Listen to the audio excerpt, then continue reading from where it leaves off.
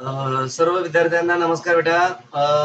आज आपण इयत्ता 9वीचा जो इतिहास विषय आहे मराठी माध्यमाचा, त्यातलं आपण दुसरं पाठ्य हा आपण अभ्यासणार आहोत. तर दुसऱ्या पाठ्यामध्ये दिलेले आहे भारत 1990 नंतरच्या घडामोडी. हे आपल्याला फक्त 9वीच्या अभ्यासाचा पाठ्यपुस्तक म्हणजे पाठ्यक्रमानुसार किंवा तेवढंच 9वीच्या अभ्यासानुसारच आपल्याला तेवढंच लक्षात ठेवायचं, एवढं पर्यंत मर्यादा नाही आहे हा सिलेबस. तर हा सिलेबस तुम्हाला एमपीसी आणि यूपीसी काय बेटा, एमपीसी आणि यूपीसीच्या दृष्टिकोनाने देखील तितकंच महत्वाचा हा विषय आहे.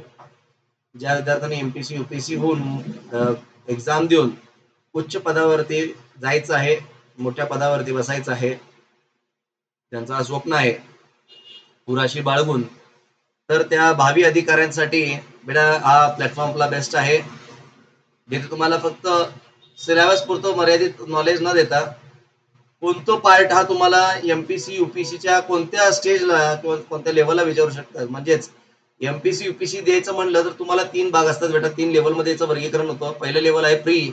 प्री म्हणजे प्रिलिम्स, त्यामध्ये तुम्हाला पहिलं एक पेपर असतं जे रिकामी जागा जे असतात त्या स्वरूपामध्ये असतात, ज्यामध्ये तुम्हाला 4 ऑप्शन दिले जातात आणि त्या ऑप्शन म्हणून तुम्हाला करेक्ट विधान जो आहे तो ओळखून तुम्हाला लिहायचं आहे, किंवा तुम्हाला जोड्या लावा किंवा घटक न बसणारा शब्द ओळखा, किंवा तुम्हाला एखादं राज्य, त्या राज्यामधलं एखादं जिल्हा आणि त्या जिल्ह्यामध्ये असलेलं जे धरण आहे असं तुम्हाला मॅच करायला लावतील, जोड्या लावायला लावतील, असं तुम्हाला करेक्ट जोडी लिहायची असते.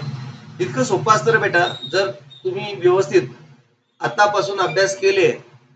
भूगोल, इतिहास मी लिहून देतो तुम्हाला. एमपीसी पेपर क्रॅक करणं काही अवघड नाही आहे, पण त्यासाठी मेहनतीची गरज असते बेटा. सातत्य फार महत्वाचं आहे, यामध्ये कन्स्टन्सी पाहिजे तुमची, बरं का. सो फक्त हे सिलेबस 9वी पुरता आहे म्हणून असं गृहीत धरू नका बेटा. हा, सो आता आपण स्टार्ट करूया या पाठाला. भारत 1990 नंतरच्या घडामोडी, बरं का.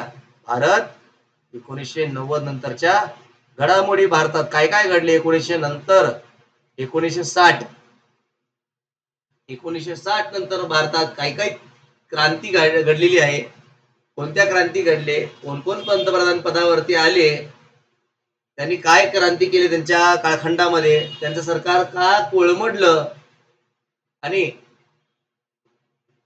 त्यांनी असं काय नाविन्य करून दाखवलं त्या क्षेत्रात जेणेकरून भारतामध्ये विज्ञान, तंत्रज्ञान, अर्थव्यवस्था, सामाजिक क्षेत्र यामध्ये भरभराटी दिसून आली त्यांच्या कार्यकाळखंडामध्ये. हा, तर ते आपण बघूया या पाठामध्ये. सो इसवी सन 1947 मध्ये भारत स्वतंत्र झाला, हे तर आपण पाहिलेलंच आहे. आणि आपण राज्यशास्त्रामध्ये शीतयुद्ध बद्दल आपण अभ्यासलो होतो, बरोबर आहे लक्षात? नसेल तर तुम्ही आपल्या युट्यूब चॅनलला जा, ते युट्यूब चॅनलवरती आपण काय केलेलं आहे ते व्हिडिओ अपलोड केलेला आहे, बरोबर आहे, तो तुम्ही तिथे जाऊन अभ्यासू शकता. तर इसवी सन 1947 मध्ये भारत स्वतंत्र झाला होता, इथपर्यंत सगळ्यांना माहिती आहे. 1950 मध्ये संविधानाचा स्वीकार करत भारताचे सार्वभौम लोकशाही राष्ट्र निर्माण झाले. सार्वभौम म्हणजे सर्व भारतातले नागरिकांचा एक लोकशाही हेतूने निर्मित झालेलं राष्ट्र. सार्वभौम म्हणजे सर्व लोकांचा सर्वांगीण विकास. भौम, बरं का, सर्व घटकांचा, सर्व जाती जमाती जनसमुदाय, हा हा तर असे सर्व विशिष्ट घटकांना एकत्रित धरून त्यांचं सर्वांगीण म्हणजे 360 अंश 360 डिग्री अँगलने त्यांचं काय करायचं, विकास करायचं. हा, तो 1950 मध्ये हे आपण संविधान स्वीकार केल्यानंतर ना आपल्या राष्ट्राला, आपल्या भारताला सार्वभौम लोकशाही राष्ट्र निर्माण देश म्हणून ओळख आपल्याला मिळाली. हा, भारतीय समाज बहुजिन्सी असून या समाजात विविध भाषा, बहुजिन्सी म्हणजे बहु म्हणजे अनेक, जिन्सी म्हणजे वर्ग. कसले वर्ग आहेत विविधता? तर समाजात विविधता आहे. कसले? भाषा, धर्म, वंश आणि जातींचे लोक एकत्र राहतात. बरोबर आहे बेटा? बहुतांश वेळेस ना विद्यार्थ्यांमध्ये हे फक्त समजण्यासाठी म्हणून ब्ल्यू कलर देतो बरं का, तुम्हाला जस्ट फक्त समजण्यासाठी आहे म्हणून ब्ल्यू कलर वापरतोय. ते पॉइंट इम्पॉर्टंट नाही आहे. ओके, तर हे तुम्हाला इंटरव्ह्यूच्या हिशोबाने फार महत्वाचं आहे. एमपीसी युपीसीच्या भारतीय समाज हा बहुजिन्सी का आहे असा क्वेश्चन तुम्हाला विचारलं जाऊ शकतं एमपीसी युपीसी मध्ये. तर त्याचं उत्तर काय आहे की समाजात विविधता आहे आणि विविध समाजात भाषा, धर्म. आता बघा बेटा, धर्म हे हिंदू, सिख, ईसाई, मुस्लिम, जैन असे धर्म आहेत. आता इथं जातींचे लोक पण म्हणले. जात धर्म हे वेगळं असतं बेटा. आता हिंदू उदाहरण घेऊया, हिंदू मध्ये येऊया बेटा. हिंदूंमध्ये बघा आपले काय आहेत? धनगर आहेत, हिंदूंमध्ये मराठे आहेत, बरोबर आहे. हिंदूंमध्ये लिंगायत आहेत, हिंदूंमध्ये कोष्टी आहेत, बरोबर आहे. हे उदाहरण आहेत बरं का घेतलेले मी. तर हे अशी विविध जे उदाहरण आहेत धर्मांचे, तर हे धर्म सॉरी हे जात आहेत, पण हिंदू हा धर्म आहे बरं का. तर यात तुम्ही गोंधळ करू नका. हे दोन वेगवेगळे घटक आहेत, हे आपल्याला व्यवस्थित समजून घ्यायचं. उद्या जर तुम्ही तलाठी वगैरे म्हणून नेमणूक झाली आणि तुम्हाला विचारलं मला सो अँड सो कास्टचं मला कास्ट सर्टिफिकेट बनवायचं, जातीचा दाखला बनवायचा आहे, काय तुम्ही हिंदू धर्म म्हणून देणार फक्त? जात देणार नाही का? हा, द्यावं लागेल. जात म्हणली तर फक्त जातच मेन्शन करणार, धर्म मेन्शन करणार नाही तुम्ही, बरोबर आहे. तर असे सोपे सोपे गोष्टी आहे बेटा, जे आपल्याला पुढे जाऊन कन्फ्युजन क्रिएट होत नाहीत. व्यवस्थित समजून घेतले तर उद्या आपल्याला भावी अधिकारी म्हणून अडचणी येत नसतात. हा, ठीक आहे. चलो, स्वातंत्र्य प्राप्तीनंतरच्या सुरुवातीच्या काळात भारताला, स्वातंत्र्य प्राप्तीनंतरच्या काळात, नंतर स्वातंत्र्यानंतर त्या काळात सुरुवातीच्या काळात भारताला आर्थिक, राजकीय व सामाजिक विकासाचे प्रश्न सोडवायचे होते.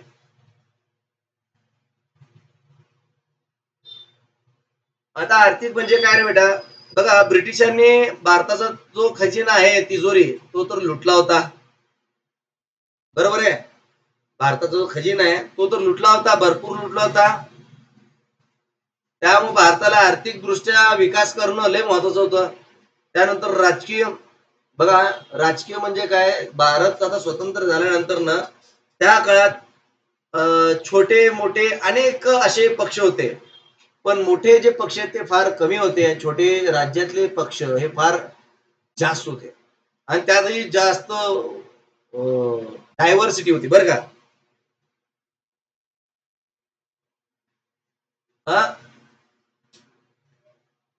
तर त्यासाठी राजकीय विकास भारतामध्ये राजकीय सुधारणा सुद्धा फार गरजेचं होतं. हा, सामाजिक विकास म्हणजे सामाजिक म्हणजे सर्वच लोकांच्या, सर्व जाती धर्मांच्या लोकांचं, सगळे वंश भाषांचं आपल्याला विकास एकत्रितरित्या करायचा आहे, असे प्रश्न सोडवायचे होते. तर नियोजन आयोगाची निर्मिती, काय? नियोजन आयोगाची निर्मिती आणि औद्योगिकरणावर औद्योगिकरणावर भर हा आर्थिक विकास साध्य करण्याचा व देशातील दारिद्र्य समस्या दूर करण्याचा एक मार्ग म्हणून स्वीकारण्यात आला. हा महत्वाचा घटक आहे बेटा. कसं विकास करत गेलेला आहेत, तर नियोजन आयोगाची निर्मिती केलेली आहे. नियोजन आयोग म्हणजे काय? तर वेगवेगळे जे आता तुम्हाला योजना आहेत सरकारचे, तर हे एक नियोजन आयोग प्रस्थापित करून तो नियोजन आयोग काय करणार, सर्व घटकांना कोणत्या कोणत्या गोष्टीवरती, कोणत्या गोष्टीवरती त्यांचा विकास करता येईल, कसं विकास करता येईल याचं तो नियोजन करतो तो आयोग. हा, आणि कोणते योजना त्या त्या घटकांपर्यंत पोहोचले पाहिजे सरकाराचे, याचाही नियोजन तो प्रामाणिकपणे करत असतो. बरं का. आता औद्योगिकरणावर म्हणजे काय, औद्योगिक म्हणजे काय की जे तुमचे MIDC आहेत ना MIDC, तर असे MIDC मध्ये उद्योगधंदे आणून तिथल्या स्थानिक लोकांना त्याच्याच गावामध्ये किंवा त्याच्याच जिल्ह्यांमध्ये त्याला स्थानिक पातळीवरती रोजगार उपलब्ध करून देणे आणि त्याचा सर्वांगीण विकास करणे त्या शहराचा किंवा त्या जिल्ह्याचा, हा त्याचा पाठीमागचा हेतू होता बेटा. त्यातून काय आपल्याला उद्देश प्राप्त होतो बेटा, त्यातनं आर्थिक विकास होतो. काय होतो बेटा, आर्थिक विकास होतो, पैसा मिळतो, उलाढाल होते, बरोबर आहे.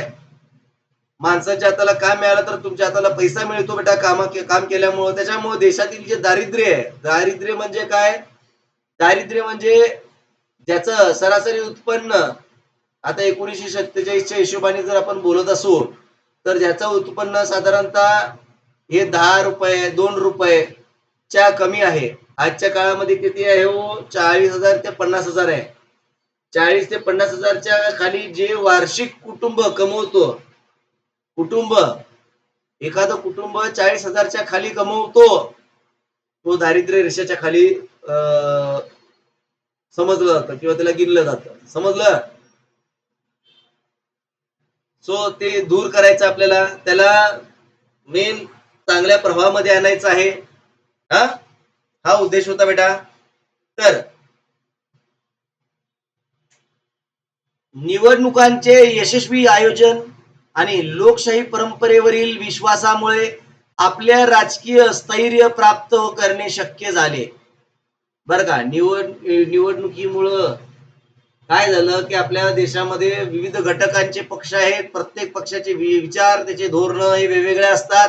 त्या धोरणांना आपल्याला काय करायचं आहे, एकत्रित ठेवून लोकांच्या हिशोबाने आपल्याला ते धोरण आखायचे आहेत आणि निवडणुकीला समोर जाऊन एकदम ट्रान्सपरंट, पारदर्शक असं आपल्याला काय करायचं आहे, निवडणूक आयोग निवडणूक पार पाडतो. निवडणूक जिथून आल्यानंतर निवडून आलेले जे आमदार, खासदार, नगरसेवक आहेत, बरं का, नगरसेवक असतील, तुमचे सरपंच असतील, सदस्य असतील, ग्रामपंचायतीचे सदस्य, तुमचे सरपंच असतील, नगर परिषदेचे नगर सेवक, नगराध्यक्ष असतील, महानगरपालिकेचे तुमचे नगरसेवक, महापौर असतील, किंवा तुमचे आमदार असतील, त्या जिल्ह्याचे पालकमंत्री असतील, किंवा ते मंत्री असतील, राज्याचे उपमुख्यमंत्री असतील, मुख्यमंत्री असतील, किंवा तुमचे खासदार असतील, किंवा तुमच्या जिल्ह्यातले मंत्री असतील, किंवा केंद्रातले मंत्री असतील, किंवा ते पंतप्रधान असतील, उपपंतप्रधान असतील, पंतप्रधान असतील, किंवा उपराष्ट्रपती आणि राष्ट्रपती असतील. हा असा एक सिक्वेन्स असतो बेटा. तर या सर्वांमध्ये सर्व घटकांना समावेश करून सर्व जाती समुदायांच्या नागरिकांना निवडणुकीचा हक्क आणि निवडणुकीमध्ये भाग घेण्याचा हक्क आणि त्यांना आमदार, खासदार होण्याचा संधी उपलब्ध करून देणे आणि त्यांना सर्व घटकांचा विचार धरून विकास करणे हा प्रत्येक राजकीय पक्षाचा हा असतो, अजेंडा असतो. त्याच्यामुळं स्थैर्य प्राप्त करणे हे आपल्याला शक्य झाले बेटा.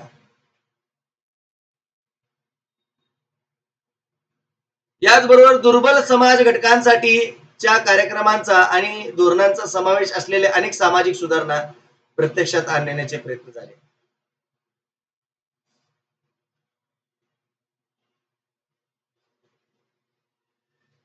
बरं का. पुढे जाऊया. 1990चे दशक. आता आपण काय पाहणार आहोत बेटा, 90 म्हणतो, 1960चे दशक. भारताच्या राजकीय परिस्थितीवर परिणाम करणाऱ्या अनेक घडामोडी 1960 नंतरच्या दशकात झाल्या. राजकीय, बरं का, राजकीय परिस्थितीवरती. आता इथं आपण राजकीय परिस्थितीमुळं भारताचा विकास आणि भारताचं झालेलं न विकास या दोन्ही गोष्टी आपण अभ्यासणार आहोत. किंवा भारताचा जो परस्पर संबंध आहे इतर मित्र देशांबरोबर, तर तो कसा आहे हे आपण काय करणार आहे, सगळं अभ्यासणार आहोत. येते का लक्षात. तर 1960च्या काळामध्ये घडल्या होते राजकीय परिस्थिती भारतामध्ये, त्याचा परिणाम आणि अनेक घडामोडी त्याच्यावरती झाले. तर कुठल्या घडामोडी होते हो, तर पोर्तुगीजांच्या राजवाटीखाली काय पोर्तुगीजांच्या राजवाटेखाली असलेला गोवा, दमण आणि दीव जो आपल्या मुंबईच्या वरती येतो, दमण दीव असा हा केंद्रशासित प्रदेश आहे जो गुजरात आणि आपल्या मुंबई या दोघांना लागतो. ओके, हे लक्षात ठेवा. या प्रदेशांची मुक्तता झाली बर का, म्हणजे पोर्तुगीजांनी ते राज्य सोडून दिलं, स्वतंत्र केलं आणि ते भारताच्या हात देऊन टाकले 1960 नंतर.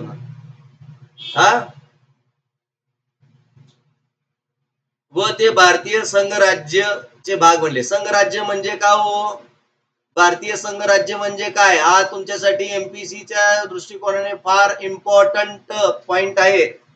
भारतीय संघराज्य म्हणजे काय? भारतीय संघराज्य म्हणजेच जे सर्व केंद्रशासित प्रदेश जसे की जम्मू काश्मीर, लडाख, दीव दमण, अंदमान निकोबार हे जे आहेत हे सगळे काय हे काय तुमचे सगळे केंद्रशासित प्रदेश आणि जे विविध राज्य आहेत जसे की महाराष्ट्र, गुजरात, राजस्थान, उत्तर प्रदेश, कर्नाटक, तेलंगणा, केरळा, मध्य प्रदेश, उत्तराखंड, हिमाचल प्रदेश, बंगाल, आसाम, मेघालय, मिझोरम, हे सगळे जे राज्य वगैरे आले ना आपले इतर झारखंड वगैरे, तर हे सगळे काय आपले एकत्रित हे केंद्रशासित प्रदेश आणि इतर राज्य हे ज्यावेळेस एकत्र येतात त्याला संघ राज्य म्हणतो. पण काय म्हणतो? संघ राज्य. कळालं असेल. चलो पुढे जाऊया.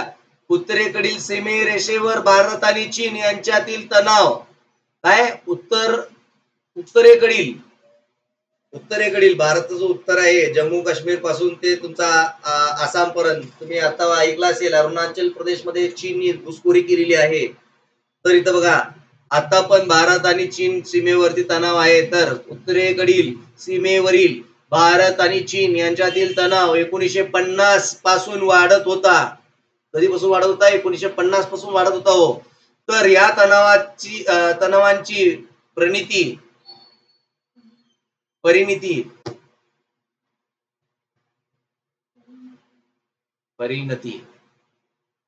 अखेर दोन्ही देशांमधील सीमारेषा युद्धात झाली. काय झाली? सीमारेषाच्या युद्धामध्ये झाले.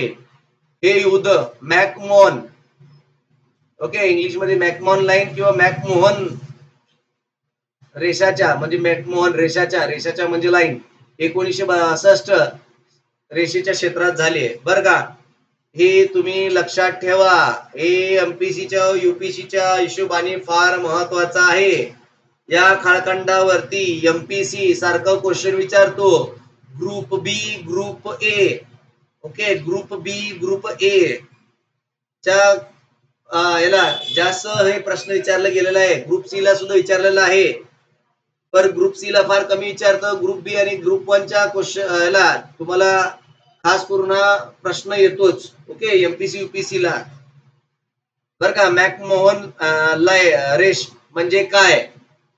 हे प्रिलिम्स आणि मेन्स दोन्हीच्या हिशोबाने महत्वाचा आहे, इंटरव्ह्यूच्या हिशोबाने सुद्धा महत्वाचा आहे. आणि 1960 चे दशक हा इंटरव्ह्यूच्या हिशोबाने तर फारच महत्वाचा आहे. त्या काळात पंतप्रधान जे होते पंडित जवाहरलाल त्या काळात जे पंतप्रधान होते त्यांच्या काळात कसं त्यांनी त्याला लढा दिला अशा संबंधीचे प्रश्न तुम्हाला इंटरव्ह्यूला विचारले जातात बर का. तर भारताला स्वातंत्र्य मिळाल्यानंतरच्या काळात प्रधानमंत्री पंडित जवाहरलाल नेहरूंनी भारताचे नेतृत्व केले. कोणाचे नेतृत्व केले? भारताचे नेतृत्व केले. कोणी केले? प्रधानमंत्री पंडित जवाहरलाल नेहरू. कधी? स्वातंत्र्याच्या काळानंतर म्हणजे स्वातंत्र्य मिळाल्यानंतर ते भारताच्या परराष्ट्र धोरणाचे शिल्पकार होते. कोण होते हो? पंडित जवाहरलाल नेहरूंना काय म्हणून ओळखलं जातं? भारताचे परराष्ट्र धोरण. परराष्ट्र धोरण म्हणजे काय? परराष्ट्र. पर म्हणजे दुसरं, राष्ट्र म्हणजे दुसऱ्या राष्ट्रांबरोबर जे धोरण आहेत त्यांचं धोरण कसं असलं पाहिजे. भारताचं धोरण पाकिस्तान बरोबर कसं असलं पाहिजे, भारताचं धोरण तुमच्या चायना बरोबर कसं असलं पाहिजे, भारताचं धोरण रशिया बरोबर कसं असलं पाहिजे, भारताचं धोरण अमेरिकेबरोबर कसं असलं पाहिजे, भारताचं धोरण युरोपियन देशांबरोबर कसं असलं पाहिजे, संघ देशांबरोबर कसं असलं पाहिजे, किंवा भारताचा धोरण शेजारचा जो श्रीलंका आहे आणि शेजारचा जो म्यानमार आहे, हा, यांच्या बरोबर कसा असला पाहिजे इथपर्यंतचा पूर्ण माहिती आणि त्याचं नियोजन पंडित जवाहरलाल नेहरूजींकडे होता. त्यामुळे त्यांना भारताचा परराष्ट्र धोरणाचे शिल्पकार म्हणून ओळखला जाते. जसं डॉक्टर भीमराव आंबेडकर, डॉक्टर बाबासाहेब आंबेडकरांना भारतीय संविधानाचे शिल्पकार म्हणून ओळखलं जातं, तर तसंच भारताचे परराष्ट्र धोरणाचे शिल्पकार कोण होते? पंडित जवाहरलाल नेहरू. एमपीसीचा हा प्रश्न बनला की नाही?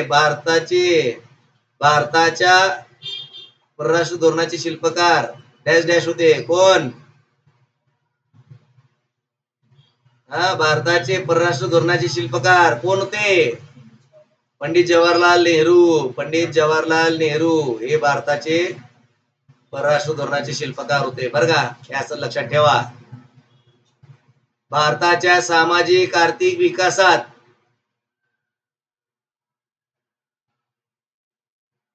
घातलेली भर अत्यंत मोलाची आहे बरं का. 1964 मध्ये भारताचे पंतप्रधान 1964 मध्ये भारताचे प्रधानमंत्री 1964 मध्ये भारताचे प्रधानमंत्री पंडित नेहरू यांचे निधन झाले. त्यानंतरच्या काळात लाल बहादूर शास्त्री भारताचे प्रधानमंत्री झाले बरं का. पंडित जवाहरलाल नेहरू यांचे निधन 1964 ला झालं आणि त्यानंतर लगेच पंतप्रधान पदावरती कोणी रुजू झाले?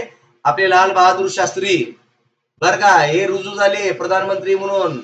हे लक्षात ठेवा. का झाले तेही लक्षात ठेवा.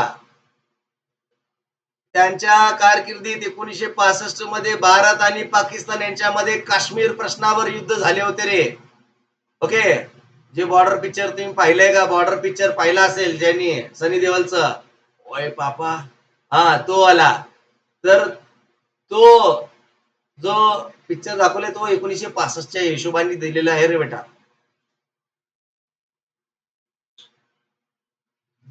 तर त्यांनी बरेच वेळा समंजस दाखवण्याचा प्रयत्न केला की शांततेचा पाठपुरावा त्यांनी केला होता, कारण भारत हा शांतप्रिय देश आहे, युद्ध याला आवडत नाही. आणि आपण एकदा दोनदा तीनदा प्रयत्न करतो, वारंवार प्रयत्न करून जर आपल्याला यश प्राप्त होत असेल, असफलता येत असेल आणि कूटनीती करून भारतावरती डाव आखण्याचं काम जर सातत्याने चालत असेल, तर त्यावरती भारत हा सुद्धा त्याच पद्धतीने प्रखर पद्धतीने उत्तर देतो. त्यामुळे काश्मीरच्या प्रश्नामुळे भारत आणि पाकिस्तान मध्ये युद्ध झाला होता, हे लक्षात ठेवा. सोव्हिएत रशियाने सोव्हिएत म्हणजे का हो? तर जे आजचं रशिया आहे, तर तुम्हाला सगळ्यांना माहिती युक्रेन आणि रशियाचा युद्ध चालू आहे. त्यावेळेस अमेरिकेने नाटोचा वापर करून ओके, एमपीसीची युपीसीच्या दृष्टिकोनाने फार महत्वाचा हा नाटो आहे, त्याचा वापर करून त्याने तिथले जे राज्य आहेत त्यांना स्वतंत्र देश म्हणून घ्यायचं होतं, त्यांना रशियाच्या बाहेर पडायचं होतं. त्यासाठी त्यांनी अमेरिकेची मदत घेतली आणि एका झटक्यात 16 देशांना स्वतंत्रता प्राप्त करून दिलं अमेरिकेने. त्यामुळं आज सोव्हिएत रशिया आज रशिया म्हणून ओळखला जातो. आणि बाकीचे जे युक्रेन वगैरे आहेत, युक्रेन, बेलारूस वगैरे, हे काय झाले तो स्वतंत्र झालेले आहेत. ओके, उदाहरण दिलेलं मी तुम्हाला. त्यावेळेस हे रशियाचा भाग होता युक्रेन, त्यामुळं रशियाला तो भाग परत त्याच्या आधिपत्याखाली आणायचा, त्यांच्या देशाच्या आत आणायचा आहे बर का. कारण नाटो मध्ये हा जर देश गेला तर अमेरिका घुसखोरी करू शकतो रशियामध्ये. त्यामुळे याला सोव्हिएत रशियन म्हणजे सोव्हिएत युनियन बर का. सोव्हिएत युनियन म्हणजेच रशिया, हे लक्षात ठेवा. हा, सोव्हिएत रशियाने दोन्ही देशात मध्यस्थी करण्याचा प्रयत्न केला. काही पुस्तकामध्ये सोव्हिएत युनियन दिलं असेल, तर काही पुस्तकामध्ये, नवीन पुस्तकामध्ये तुम्हाला सोव्हिएत रशियन असा नाव उल्लेख असेल बरं का. नवीन पुस्तकात सोव्हिएत रशियन असा उल्लेख आहे, आणि जुन्या पुस्तकात सोव्हिएत युनियन असं नावाचा उल्लेख आहे. ऍक्च्युली सोव्हिएत युनियन असलं पाहिजे होतं, बट टायपिंग करताना काही क्लेरिकल मिस्टेक झालेले तिथे, याचा तुम्ही नोंद घ्या. ओके. सोव्हिएत रशियाने दोन्ही देशात मध्यस्थी करण्याचा प्रयत्न केला. दोन्ही देश कोण? भारत आणि पाकिस्तान. ओके, हे महत्वाचं आहे, हे लक्षात ठेवा. 1966 मध्ये तास्कंद, काय तास्कंद येथे लाल बहादूर शास्त्री यांचे निधन झाले 1966 मध्ये. तर जय जवान जय किसान ही घोषणा लाल बहादूर शास्त्रींनी दिली. त्याद्वारे त्यांनी भारतीय शेतकरी व भारतीय सैनिक यांचे महत्व अधोरेखित केले. कुणाचं महत्व अधोरेखित केले? शेतकरी, भारतीय शेतकरी आणि भारतीय सैनिक. जय जवान, जवान कोण? सैनिक. जय किसान कोण? शेतकरी. शेतकऱ्यांसाठी त्यांनी आंदोलन छेडले, त्यांनी जवानांसाठी त्यांच्या हक्कासाठी त्यांनी लढा दिला होता, संग्राम केला होता आणि त्यांच्यासाठी खूप चांगले कार्य पंतप्रधानांच्या काळामध्ये त्यांनी केलेलं आहे शेतकऱ्यांसाठी आणि जवानांसाठी, देशाच्या सैनिकांसाठी, भारतीय सैनिकांसाठी, बरं का. तर जो जय जवान जय किसान आहे तो नारा त्यांनी दिलेला आहे, हे लक्षात ठेवा. आणि त्यांचं जे निधन झालेलं आहे 1966 मध्ये, तो जो स्थळ आहे त्या स्थळाला निश्चितच लक्षात ठेवला पाहिजे. तो एमपीसी आणि युपीसीच्या दृष्टिकोनाने महत्वाचा आहे. 1966 मध्ये श्रीमती इंदिरा गांधी भारताच्या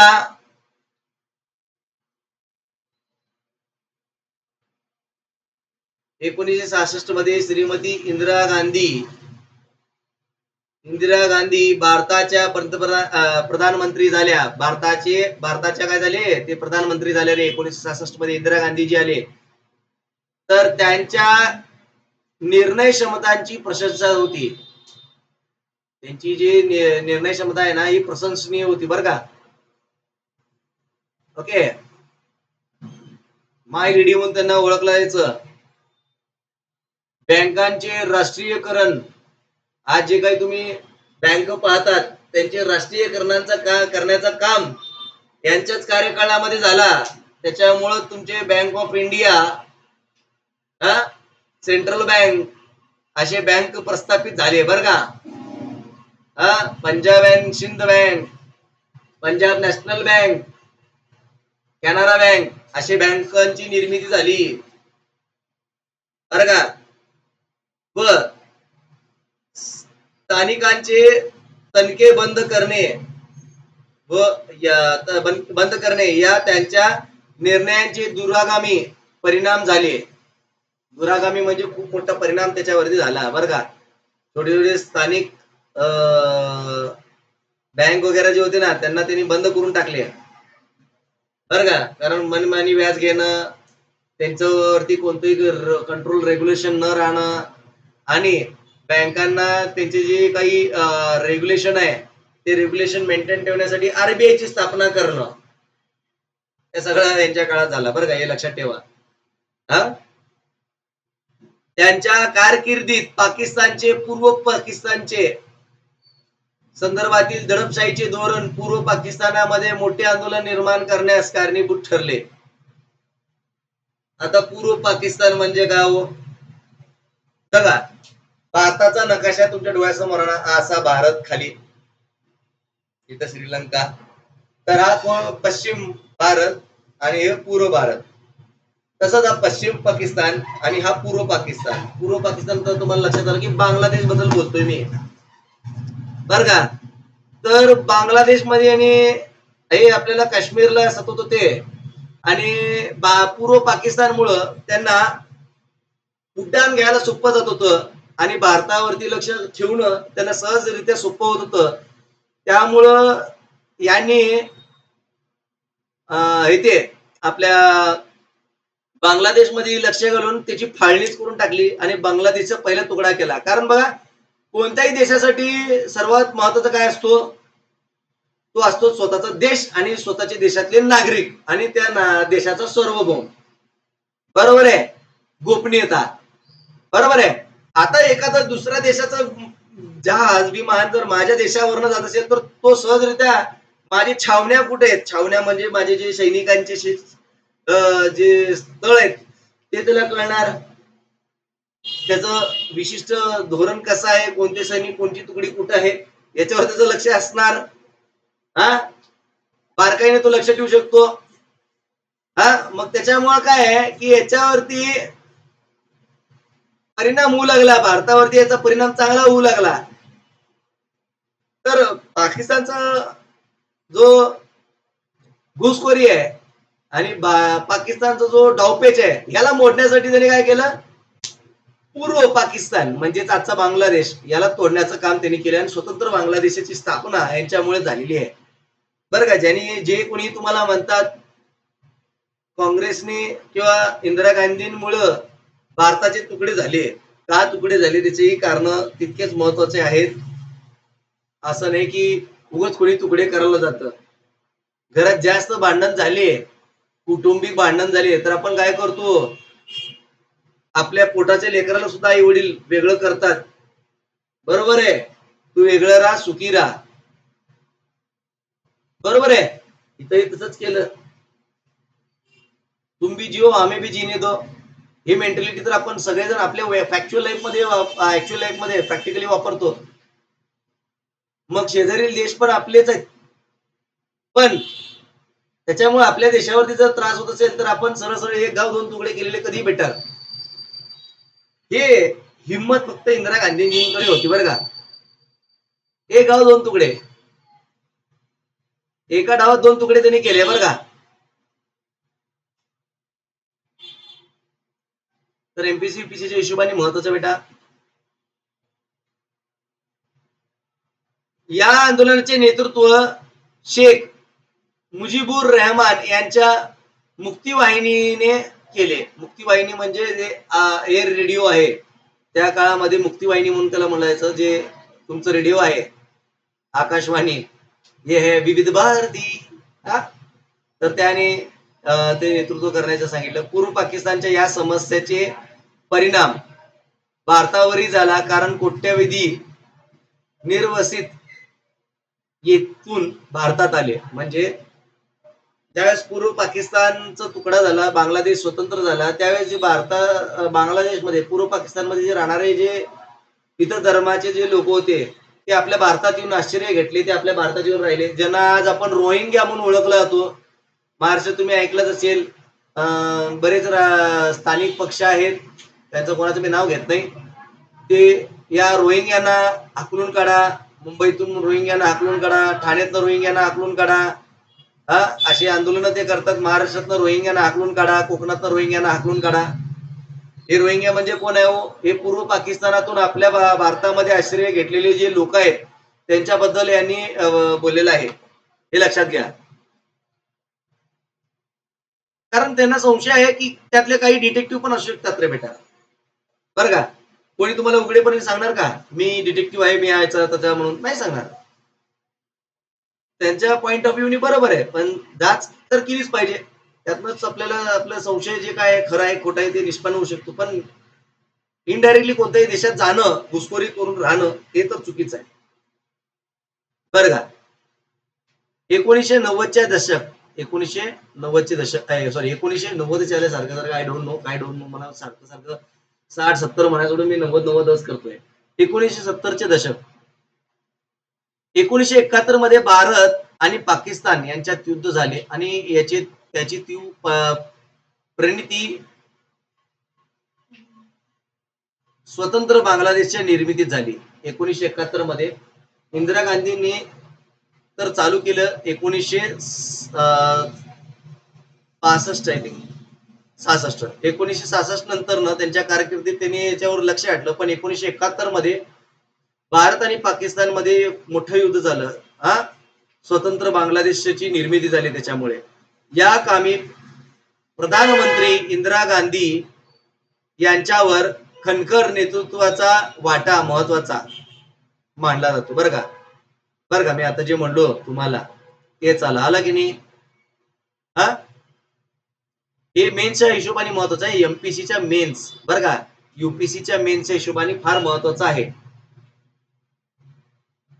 शांततेच्या कारणासाठी अणुऊर्जेचा वापर करण्याचा आपल्या धोरणाचा एक भाग म्हणून भारताने 1974 मध्ये राजस्थान येथे पोखरण, पोखरण पिक्चर जॉन अब्राहिमचं तुम्ही पाहिलं असेलच, पण ते अटल बिहारी वाजपेयींच्या काळातलं पोखरण तुम्हाला दाखवलं, बरं का. पण त्याच्या अगोदर 1974लाच भारताने अणु चाचणी केली होती जमिनीखाली आणि यशस्वीरित्या झाली होती. का? बघा, जर तुम्ही पाहिलं, आज अमेरिका म्हणतो माझ्याकडे अणुबॉम्ब आहे, मी बॉम्ब टाकतो. पाकिस्तान भारताला किती वेळ तर धमकी देतो की माझ्याकडे अणुबॉम्ब आहे, मी कधीही तुमच्यावरती हल्ला करू शकतो. चायना म्हणतो माझ्याकडे तर इतके बॉम्ब आहेत, मी तुमच्यावर काही हल्ला करू शकतो. आणि एक्सेप्टेबल आहे. आज चायनाला अमेरिका सुद्धा घाबरतो इनडायरेक्टली. डायरेक्टली त्याच्याकडे हिंमत नाहीये, पण तरी देखील त्याकडे खूप सारे बॉम्ब्स आहेत, अणुबॉम्ब्स आहेत. पण भारताकडे अजूनही कुणालाही माहित नाही चायनाचा बॉम्ब काय आहे, आपण पाहिलेला आहे. पाकिस्तानकडचे बॉम्ब आहेत ते सगळे चायनाचे बॉम्ब आहेत ते माहिती आहे. रशियाचा बॉम्ब आपण पाहिलेला आहे, अणुबॉम्ब. अमेरिकेचाही बॉम्ब आपण पाहिलेला आहे, जपानचाही आपण अणुबॉम्ब पाहिलाय. हा, किती घातक आहे. पण आजपर्यंत भारताविरुद्ध कोणी असं चाल आखून आणलंय का हो? नाही आणलं, हिंमतच नाही. Y? Because APJ Abdul Kalam आपल्याकडे होते आणि त्यांनी स्वतःच भारतात निर्मित केलेलं अणुबॉम्ब आहे आणि त्याची तीव्रता अजूनपर्यंत कुणालाच माहित नाही आहे. म्हणून सगळे देश हात जोडून असतात की बाबा कुणाबरोबर भांडण करा, पण भारताबरोबर करू नका. कारण त्याचा परिणाम काय होईल हे कुणालाच माहित नाही आहे. तिची क्षमता काय, तिची मार एकदा जर पडलं तर किती नुकसान मोठं होऊ शकतो हे कोणीच कल्पना करू शकत नाही. ओके, सो इंदिरा गांधी आणि माय आयडल, मी ज्यांना आजही मी देव मानतो, हे डॉक्टर एपीजे अब्दुल कलाम. असे व्यक्ती आपले आयडल असले पाहिजे बरं का. अशाने काय होतो बेटा, सायंटिस्ट बनतात, देशाचा विकास होतो. आलं का? अशाने विकास होतो. नाहीतर आजकाल लीक्स व्हायला लागले, सोडून द्या, त्यावरती बोलणार काय इंटरेस्ट नाहीये. 1975 मध्ये सिक्कीमच्या जनतेने भारतीय संघराज्यात सामील होण्याचे बाजूने मतदान केले. बरं का, 1975 मध्ये सिक्कीम जनतेने भारतीय संघराज्यात सामील होण्याचे बाजूने मतदान केले आणि त्यानुसार सिक्कीमला भारतीय संघराज्यात राज्याचा दर्जा मिळाला. सिक्कीम हा आपल्या भारताचा कधीही हा भाग नव्हता, हे लक्षात ठेवा बेटा. सिक्कीम हा आपल्या भारताचा कधीही भाग नव्हता. 1975ला तिथं मतदान झालं. पंतप्रधान इंदिरा गांधी होते त्यावेळेस, त्यांच्या नेतृत्वाखाली हा निवडणूक झाली पार आणि कौल आला की आम्हाला भारतात तुम्ही सामील करून घ्या. त्यामुळे 1975 मध्ये त्यांच्या नेतृत्वाखाली भारताने बाहेरच्या एका देशाला आपल्या देशामध्ये समाविष्ट करून त्याला स्वतंत्र राज्याचं दर्जा दिलं. आणि आज सिक्कीमला जावा तुम्ही, इतकं सुंदर विकास आजच्या सरकारने सुद्धा आणि अगोदरच्या सरकारने सुद्धा केलेलं आहे. पर्यटनामध्ये इतकं सुंदर काही तुम्हाला पाहायला मिळतं. साक्षरता सर्वात जास्त तिथे तुम्हाला पाहायला मिळते. शेती नाविन्यपूर्ण आणि विकास काय असतो, विकासाचा मॉडेल काय आहे, तर तिथे तुम्हाला जाऊन पाहता येईल. नेचरच्या सानिध्यात राहून विकास केलेला आहे बरं का तिथल्या लोकांनी. खूप सुंदर आहे सिक्कीम, कधी गेलं तर पाहून या बेटा. या दशकात शासनाने संविधानातील आणीबाणी विषयी, या दशकातच 1975च्याच कालखंडात, या दशकात शासनाने संविधानातील आणीबाणी विषयी तरतुदींच्या आधारे राष्ट्रीय आणीबाणी घोषित केले. आणीबाणी म्हणजे काय हो? बघा, आपल्याकडे कोरोना आला त्यावेळेस आपले भारताचे जे पंतप्रधान मंत्री आपले आहेत, आताचे जे पंतप्रधान मंत्री आहेत, तर त्यांनी माननीय पंतप्रधानांनी काय केलं, लॉकडाऊन केलं. त्यालाच आणीबाणी म्हणतो. आणीबाणी म्हणजे काय की देशातल्या लोकांना, जनतेना कोणत्याही पद्धतीने हानी होऊ नये, प्रत्येक घटक जगला पाहिजे, टिकला पाहिजे. कारण तो टिकला तरच भारत टिकेल आणि भारताचं भविष्य टिकेल, हे त्याच्या पाठीमागचं धोरण असतो बेटा. त्याला आणीबाणी म्हणतो. किंवा असा वेळ ज्या वेळेस आपल्याकडे आर्थिक तुटवडा आहे पैशाचा किंवा धान्याचा, त्याला आणीबाणी आपण डिक्लेअर करू शकतो. हा, किंवा अशी आणीबाणी ज्यावेळेस युद्धाची परिस्थिती उद्भवू शकते त्यावेळेस सुद्धा आपण आणीबाणी असं डिक्लेअर करू शकतो. आणि त्यावेळेस आपण जो आपलं कोठाडा आहे, धान्याचा कोठाडा आहे, त्याला रिझर्व्ह करून ठेवतो बरं का. प्रत्येक देश तसंच करतो. छत्रपती शिवाजी महाराजांच्या कालखंडामध्ये सुद्धा अष्टप्रधान मंडळ ज्यावेळेस स्थापना केली गेली आणि स्वराज्याचं ज्यावेळेस युद्ध व्हायचा इतर राज्याबरोबर किंवा इतर राजांबरोबर, त्यावेळेस जर कोणतं दुसरं राज्य किंवा दुसरं सरदार जर आपल्यावरती चाल चलून आला तर राज्यातले जे किल्ले आहेत तिथं कोठाडे काय केले जायचे, कोठाडीचे कोठाडे भरून आणून ठेवायचे, बरोबर आहे. आणि आणीबाणी डिक्लेअर केली जायची आणि खालचे जे शेतीवरती गुजारा करणारे जे शेतकरी बांधव मित्र आहेत त्यांना त्यांच्या धान्याबरोबर वरती किल्ल्यावरती त्यांना राहायला ठिकाण द्यायचे, बर का. तर इथंही तसंच आहे बेटा.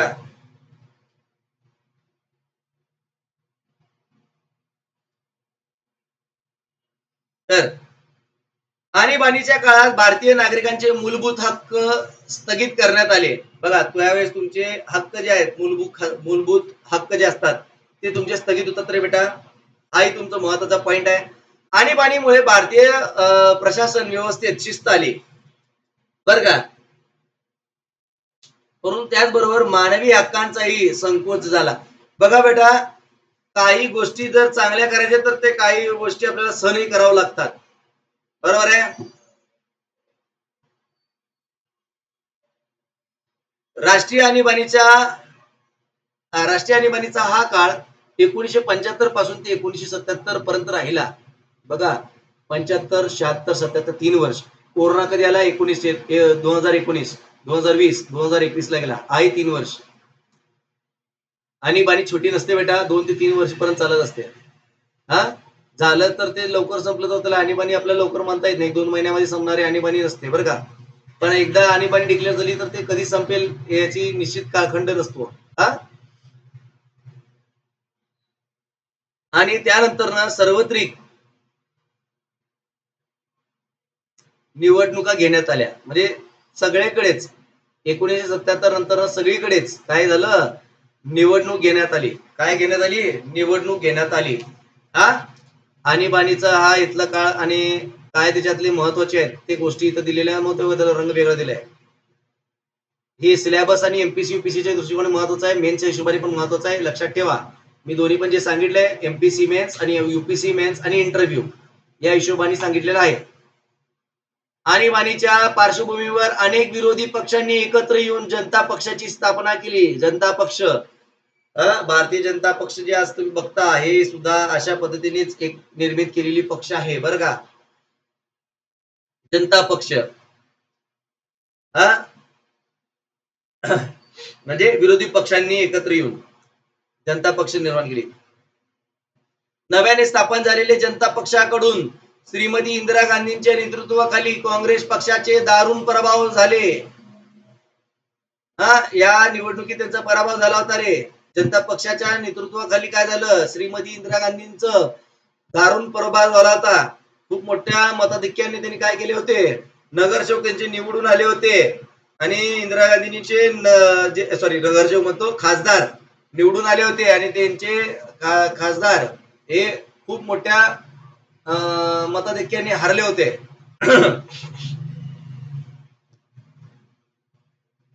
हे लक्षात ठेवा. आणीबाणीमुळे त्यांच्यावरती खूप मोठा परिणाम झाला होता. मोरारजी देसाई प्रधानमंत्री झाले. कोण प्रधानमंत्री झाले हो त्यांच्यानंतर? मोरारजी देसाई. त्यांच्या नेतृत्वाखाली जनता पक्षाचे सरकार आपापसातील मतभेदांमुळे फार काळ टिकले नाही. मला हे खातं दे, मला ते खातं दे, मला माझी एवढी ताकद आहे, माझ्याकडे एवढे आमदारांचा सपोर्ट आहे, माझ्याकडे एवढं खासदारांचा सपोर्ट आहे, मला हे मंत्रीपद मिळालं पाहिजे, असे आपापसात मतभेद होते. त्याच्यामुळे जास्त काळ यांचा जो पद आहे प्रधानमंत्री पद हा टिकला नाही किंवा त्यांचा सत्ता टिकली नाही. त्यानंतर चरण सिंग हे पंतप्रधान झाले. कोण झाले? चरण सिंग हे पंतप्रधान झाले. त्यांचे सरकार अल्प काळ टिकले. अल्प म्हणजे फार पुष्कळ काळात टिकला त्यांचा. 1980 मध्ये पुन्हा निवडणुका झाल्या आणि श्रीमती इंदिरा गांधी यांच्या नेतृत्वाखाली काँग्रेस पक्ष पुन्हा सत्तेवर आलं. लोकांना कळालं की तो जो आणीबाणीचा काळखंड होता तो का इतका महत्वाचा होता आणि त्याच्यामुळं भारतावरती झालेला जो काही परिणाम आहे तो तर त्यांनी एक्सेप्ट केलाच. आणि त्यानंतर 2 वेळा पंतप्रधान चा कालखंड बदलला, ज्यामध्ये मोरारजी देसाई आले, नंतर चरणसिंगजी आले आणि त्यानंतर 1980 ला लगेच इलेक्शन झाले, निवडणुका झाल्या आणि श्रीमती इंदिरा गांधी पुन्हा नेतृत्वावरती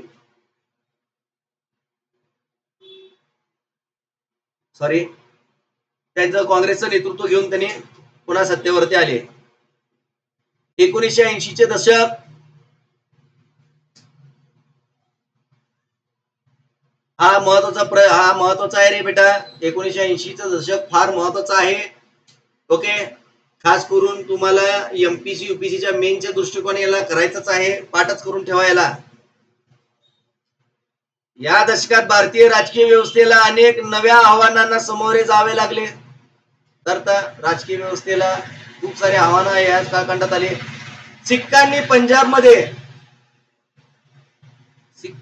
पंजाबमध्ये स्वतंत्र खलिस्तान राज्याची मागणी केली. आज जे तुम्ही पाहताय खलिस्तान हा देश आता ते मागतायत, राज्य मागत नाहीत, ते देश स्वतंत्र मागतायत.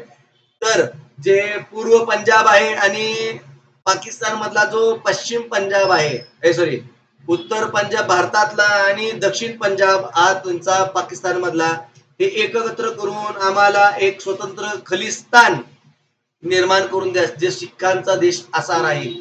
बरं का, खूप तीव्र आंदोलन करतात. कधी कधी तुम्ही पाहिलं असेल, जस्ट रिसेंटली मागच्या महिन्यामध्ये काही खलिस्तींनी भारताचा तिरंगाचा अपमान केला आणि त्यांनी तिरंगा फाडला होता. चाकू खुपसून भारताचा तिरंगा फाडला होता. त्याचा तर जाहीर निषेधच आहे. कोणत्याही व्यक्तीने आंदोलन करावं, तो त्याचा हक्क आहे, पण अशा पद्धतीने डिवचण्याचं काम कधी कोणी करू नये. शांततेने आपण आपला हक्क मांडला पाहिजे आणि आपला हक्क मिळाला पाहिजे. या विचारधारेचे आपण आपले विचार असले पाहिजे.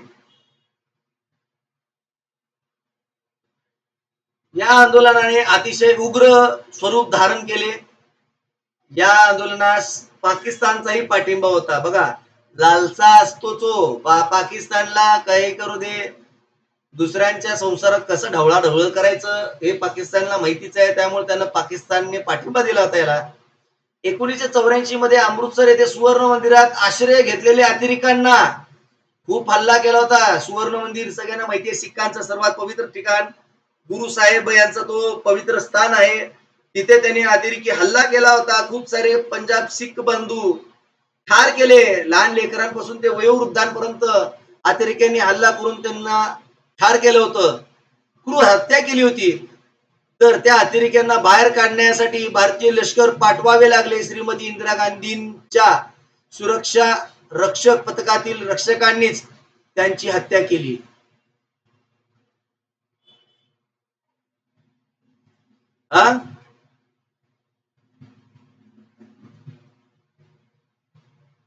काय का श्रीमती इंदिरा गांधींच्या जे सुरक्षा रक्षक आहेत त्यांच्या पथकातील रक्षकांनीच त्यांची हत्या केली.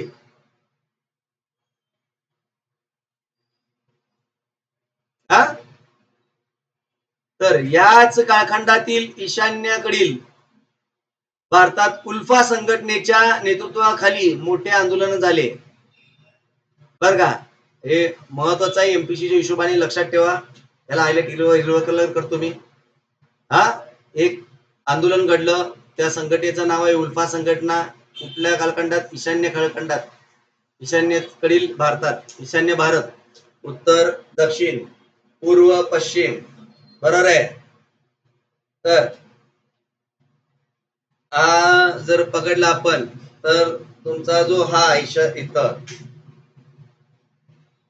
याला उल्फा संघटना ईशान्य भागामध्ये, हे काश्मीर, हे कन्याकुमारी, हे तुमचं अरुणाचल प्रदेश, हे तुमचं गुजरात, इथं या दिशेला झाला होता, हे लक्षात ठेवा. तर 1984 मध्ये राजीव गांधी यांनी प्रधानमंत्री म्हणून सूत्री हाती घेतली. त्यांनी भारताच्या राष्ट्र अर्थव्यवस्थेत आणि विज्ञान तंत्रज्ञान क्षेत्रात अनेक सुधारणा घडवून आणण्याचे प्रयत्न केले. यांच्याच कालखंडात केबल आलं होतं. नंतर सगळे अगोदर दूरदर्शनच पाहत होते. झी टीव्ही, झी मीडिया यांच्याशी त्यांनी समंजस करार करून भारतामध्ये केबल नेटवर्क आणण्यासाठी बाहेरचे जे इंटरनॅशनल चॅनल्स आहेत, CNN, BNN, discovery, history, national geography असे चॅनल्स जे भारतात आज तुम्ही पाहताय ते आणण्याचा काम माननीय प्रधानमंत्री राजीव गांधीजींच्या नेतृत्वाखाली 1984 साली झाला होता रे. बरं का, हे लक्षात ठेवा. त्यांच्याच कालखंडामध्ये जे सूतगिरण्या वगैरे आहेत त्यांचा विकास मोठ्या प्रमाणामध्ये झाला होता. यांच्याच कालखंडामध्ये तंत्रज्ञानाचा विकास प्रचंड काळामध्ये झाला होता. हे लक्षात ठेवा. श्रीलंकेतील तमिळ अल्पसंख्याकांची समस्या, तमिळ बरं का, श्रीलंकेमध्ये जे तमिळ लोक होते अल्पसंख्याक समाज, त्याचे जे काही अल्पसंख्याकांची समस्या म्हणजे अल्पसंख्याक समाज जो आहे त्यांची जे काही समस्या आहेत ते सोडवण्यासाठी राजीव गांधींनी पुढाकार घेतला होता. तमिळ समुदायाला देशांतर्गत स्वायत्तता देऊन एक संघ श्रीलंकेचे कल्पनेला त्यांनी पाठिंबा दिला, परंतु त्यांच्या या संदर्भातील प्रयत्नांना यश आले नाही. त्यांच्या या प्रयत्नांना काय यश आलेलंच नाहीये, यश प्राप्त झालेलं नाहीये बर का. तर भारतातील अर्थव्यवस्था आणि विज्ञान व तंत्रज्ञानाचे जनक, खास करून विज्ञान व तंत्रज्ञान या क्षेत्राचे जनक कुणाला ओळखले जातात? राजीव गांधींना ओळखले जातात. भारताचे विज्ञान व तंत्रज्ञान या क्षेत्राचे जे जनक आहेत ते कोण? तर ते आहेत राजीव गांधी. यांचं नाव लक्षात ठेवा. त्यांनी तमिळ समुदायांना स्वायत्तता प्राप्त व्हावी त्यामुळं तमिळ यांना एक संघ श्रीलंकेच्या संकल्पनेची त्यांनी पाठिंबा दिला होता, पण त्या कल्पनेला कोणीही सपोर्ट केलं नाही. त्या प्रयत्नात त्यांना यश आलेले नाहीये. 1989 मध्ये झालेल्या सार्वत्रिक निवडणुकीत काँग्रेस पक्षाचा पराभव झाला 1989 मध्ये. त्यानंतर विविध पक्ष एकत्र येऊन जनता दलाचे विश्वनाथ प्रताप सिंग भारताचे प्रधानमंत्री झाले. बघा, जनता दल म्हणलं तर नेहमी लक्षात ठेवा विरोधी पक्ष सगळे एकत्र येतात. जनता दल ज्यावेळेस नाव येईल त्यावेळेस भारतात त्या काळात जे विरोधी पक्ष होते, जेवढे काही विरोधी पक्ष होते, हे एकत्र एक अलायन्स तयार करतात. जसं आता सध्याला मध्ये काँग्रेस पक्षाचं इंडिया अलायन्स आहे आणि भारतीय जनता पार्टीचं भारत अलायन्स आहे.